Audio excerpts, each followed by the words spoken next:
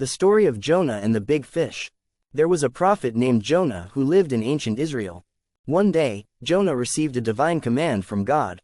God instructed him to go to the great city of Nineveh, the capital of the Assyrian Empire, and deliver a message of repentance.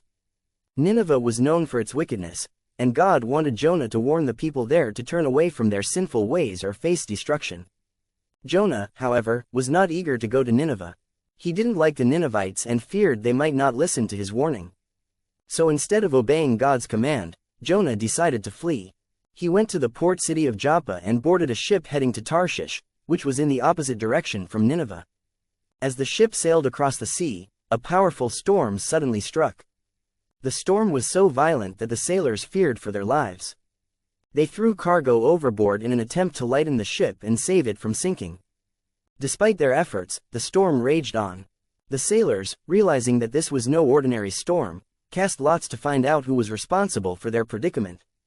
Jonah admitted that he was the cause of the storm because he was fleeing from God. He told the sailors that if they threw him into the sea, the storm would calm. Reluctantly, the sailors did as Jonah suggested, and as soon as he was thrown into the water, the storm ceased, and the sea became calm. Jonah was then swallowed by a huge fish. He spent 3 days and 3 nights in the belly of the fish.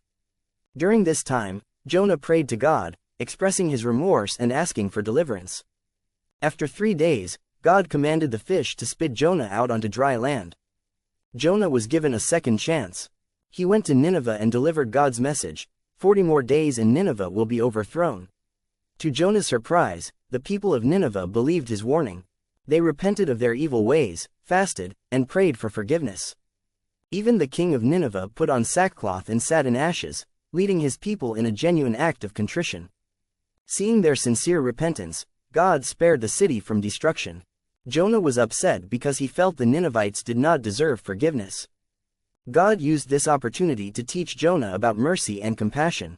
He explained that he cared for all people, and that repentance and forgiveness were available to everyone, not just the Israelites. In the end, Jonah learned that God's love and mercy extend far beyond human prejudices.